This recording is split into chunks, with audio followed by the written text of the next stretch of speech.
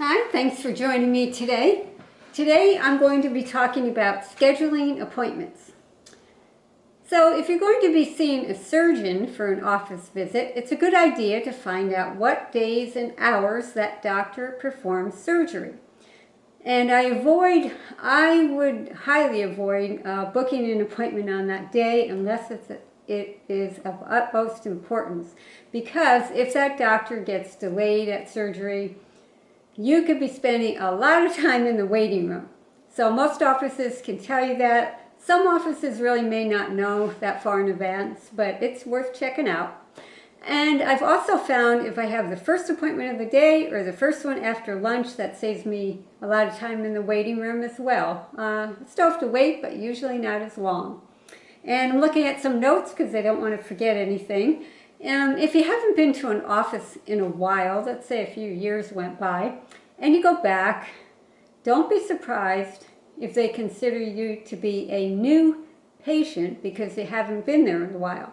So you might have to fill out paperwork just like you did when you were a brand new patient, and you may even find that it takes longer to get an appointment than it would have been.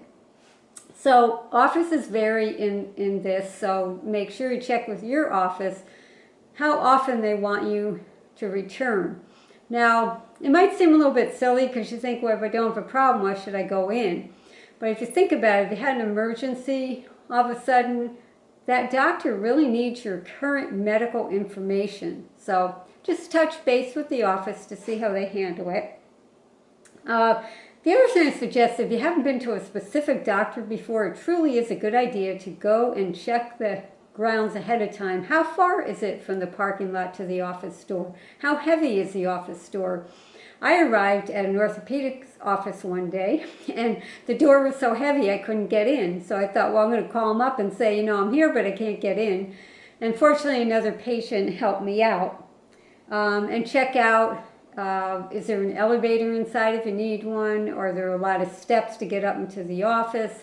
Is there a bench to wait in, inside and outside? Some people are waiting for rides a long time outside. Is there a place to sit? All these types of things can be important to you. Also ask what locations the doctor sees patients at. Some doctors and dentists have different offices, as you know, so you want to find out the days and hours of each.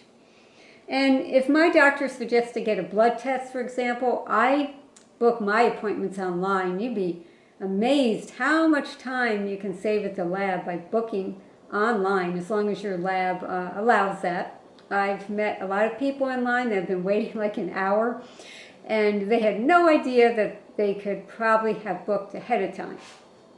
If your doctor or your doctor's office it says to you, we can squeeze you in when you call to make an appointment, well, be a little bit careful of that, because I found that squeezed in usually means squeezed in. You might not have quite as much time at that visit. And the same thing can happen if you arrive really early to an appointment, maybe like 45 minutes early, your ride dropped you off.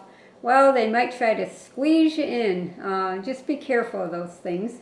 And lastly, I want to mention during this COVID-19 days, some people are meeting with their doctor over the phone, an actual phone call. And let's say your doctor says they'll call you at 4. Don't be surprised if they call you a lot later than that, because they get stuck. It's just like they do in the office, get backlogged and so forth. Mine was an hour later than planned, so just keep that in mind. So I hope these tips have been helpful, and I hope you'll show up next time. All right, hope to see you then. Bye.